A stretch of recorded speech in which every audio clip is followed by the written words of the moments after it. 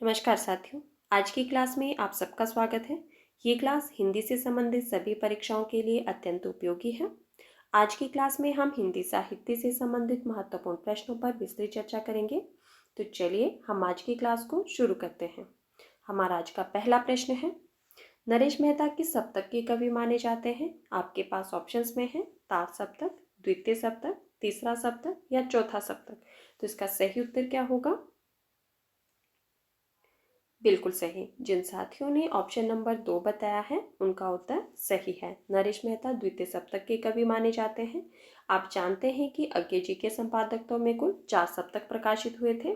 ठीक है, चलिए अब आप लोग मुझे ये बताइए कि द्वितीय सप्तक का प्रकाशन वर्ष क्या माना जाता है? बिल्कुल सही। द्वितीय सप्तक का प्रकाशन वर्ष क्या माना जाता है? 1951 ईस्वी। हमारा अगला प्रश्न है, कुरु कुरु स्वाहा उपन्यास के लेखक कौन है? आपके पास ऑप्शंस में है धर्मवीर भारती, मनोहर श्याम जोशी, शेखर जोशी या अमृतलाल नागर। तो इसका सही उत्तर क्या होगा? कुरु कुरु स्वाहा उपन्यास विधा की रचना है। इसके लेखक कौन है और इसका समय क्या माना जाता है, ये भी बताना है आपको। बिल्कुल सही। जिन साथियों ने ऑप्शन नंबर 2 बताया है उनका उत्तर सही है। ठीक है, कुरु कुरु स्वाहा उपन्यास विधा की रचना है और यह उपन्यास किसका है? मनोहर श्याम जोशी का है। और अगर हम समय की बात करें तो यह 1980 ईस्वी का उपन्यास है इनका। ठीक है, हमारा अगला प्रश्न है,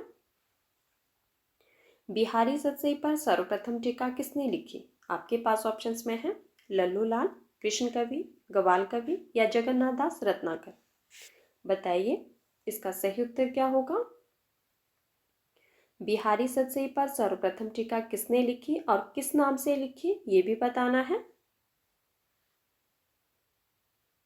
बिल्कुल सही। जिन साथियों ने ऑप्शन नंबर 2 बताया है उनका उत्तर सही है। बिहारी सतसई पर सर्वप्रथम टीका कृष्ण कवि ने लिखी। किस नाम से लिखी थी? कृष्णलाल की टीका नाम से। हमारा अगला प्रश्न है, गौड़ी संप्रदाय के प्रवर्तक कौन थे? आपके पास ऑप्शंस में है स्वामी हरिदास, वल्लभाचार्य, विठलनाथ या चैतन्य महाप्रभु। तो इसका सही उत्तर क्या होगा? बताइए गौड़ी संप्रदाय के प्रवर्तक कौन माने जाते हैं? बिल्कुल सही। जिन साथियों ने ऑप्शन नंबर 4 बताया है उनका उत्तर सही है। गौड़ी संप्रदाय के प्रवर्तक चैतन्य महाप्रभु थे। हमारा अगला प्रश्न है, निराला की जूही की कली किसका उदाहरण है?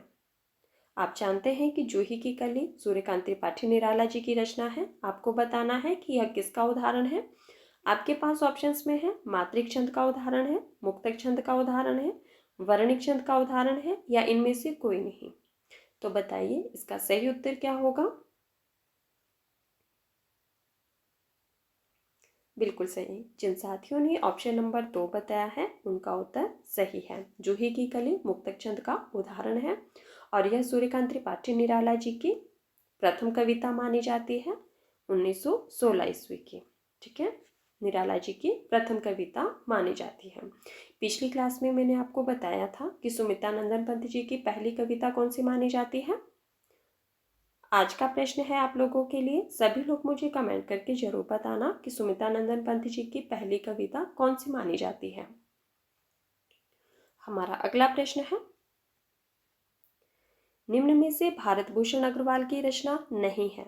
आपके पास ऑप्शंस में है पहले मैं सन्नाटा बुनता हूँ, उतना वह सूरज है, मुक्ति मार्ग या ओ अप्रस्तुत मन। तो इसका सही उत्तर क्या होगा?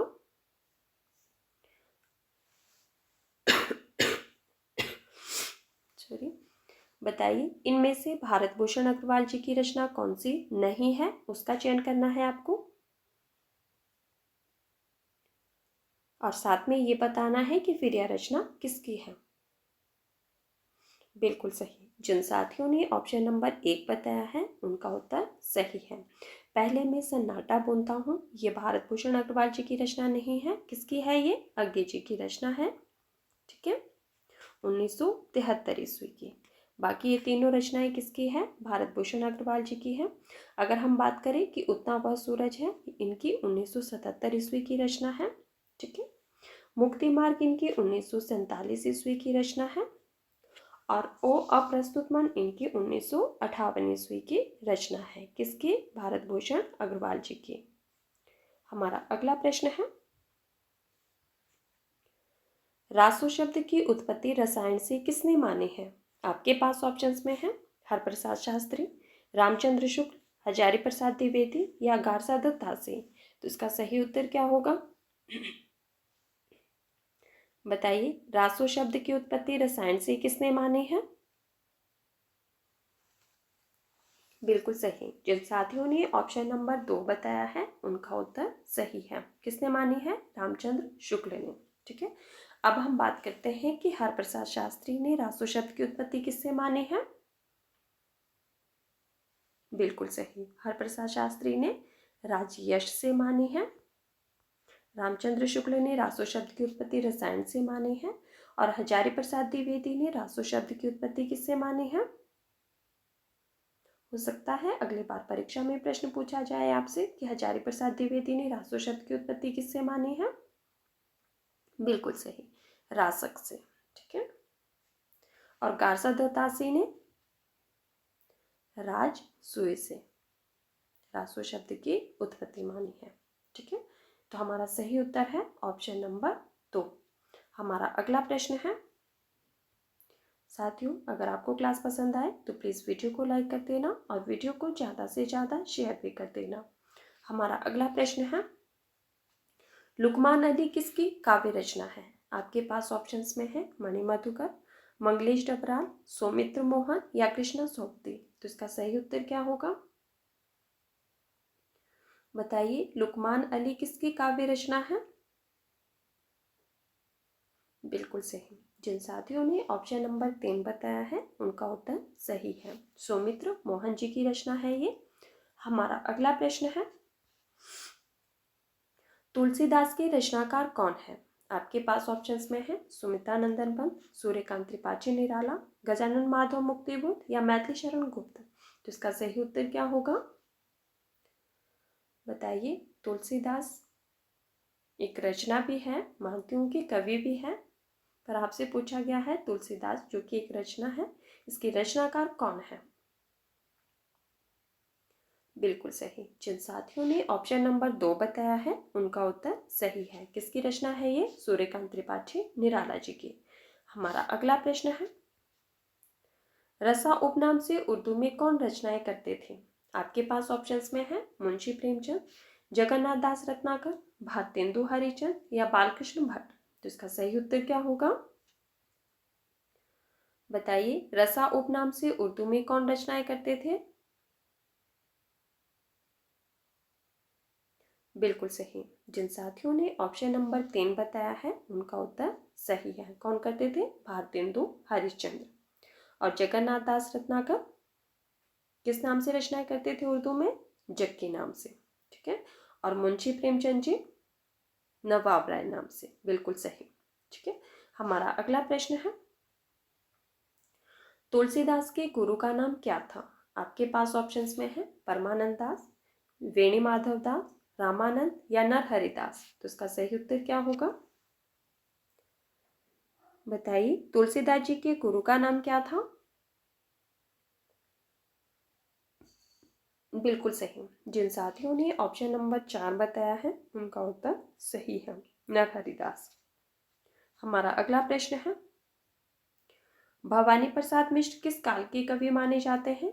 आपके पास ऑप्शंस में है द्विवेदी युग, छायावादी युग, छायावादोत्तर युग या शुक्ल युग। तो इसका सही उत्तर क्या होगा? बताइए, भवानी प्रसाद मिश्र किस काल के कवि माने जाते हैं? बिल्कुल सही। जिन साथियों ने ऑप्शन नंबर 3 बताया है उनका उत्तर सही है। ठीक है, किस काल के कवि माने जाते हैं? छायावादोत्तर युग के कवि माने जाते हैं। और कई बार परीक्षा में ये प्रश्न भी पूछा जाता है कि भवानी प्रसाद मिश्र किस सप्तक के कवि माने जाते हैं? बताइए, भवानी प्रसाद मिश्र किस सप्तक के कवि माने जाते हैं? बिल्कुल सही। किस सप्तक के? द्वितीय सप्तक के कवि माने जाते हैं। बताइए, किस सप्तक के कवि माने जाते हैं? बिल्कुल सही, द्वितीय सप्तक के कवि माने जाते हैं। ठीक है, किस सप्तक के कवि माने जाते हैं? भवानी प्रसाद मिश्र द्वितीय सप्तक के कवि माने जाते हैं। और किस काल के कवि माने जाते हैं? तो छायावादोत्तर युग के कवि माने जाते हैं। हमारा अगला प्रश्न है, रामचंद्र शुक्ल ने कबीरदास की भाषा को क्या नाम दिया? आपके पास ऑप्शंस में है पंचमेल खिचड़ी, सदुकड़ी, अवधी या खड़ी बोली। तो इसका सही उत्तर क्या होगा? बिल्कुल सही, जिन साथियों ने ऑप्शन नंबर 2 बताया है उनका उत्तर सही है। रामचंद्र शुक्ल ने कबीरदास की भाषा को सदुकड़ी नाम दिया है। कई बार परीक्षा में प्रश्न पूछा जाता है कि कबीरदास की भाषा को पंचमेल खिचड़ी किसने कहा है? बताइए, कबीरदास जी की भाषा को पंचमेल खिचड़ी किसने कहा है? बिल्कुल सही, किसने कहा है? श्याम सुंदर दास ने। क्या कहा है? पंचमेल खिचड़ी। हमारा अगला प्रश्न है, निम्न में से उषा प्रेमवता का उपन्यास है। आपके पास ऑप्शंस में है आपका बंटी, मित्रों मचानी, रुकोगी नहीं राधिका या एक पत्नी के नोट्स। तो इसका सही उत्तर क्या होगा? बताइए, इनमें से उषा प्रेमवता जी का उपन्यास कौन सा है? बिल्कुल सही, जिन साथियों ने ऑप्शन नंबर 3 बताया है उनका उत्तर सही है। रुकोगी नहीं राधिका उषा प्रेमवता जी का उपन्यास है 1967 ईस्वी का। अब हम बात करते हैं कि आपका बंटी, इसके रचनाकार कौन है?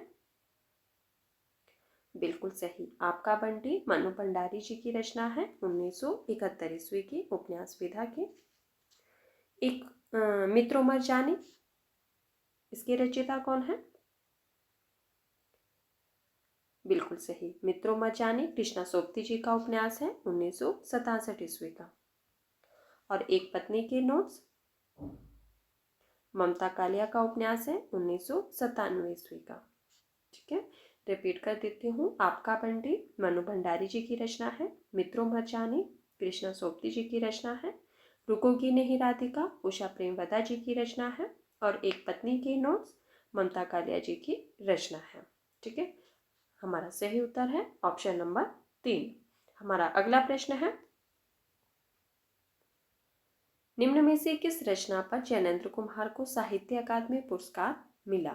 आपके पास ऑप्शंस में है परख, त्यागपत्र, सुनीता या मुक्तिबोध। तो इसका सही उत्तर क्या होगा?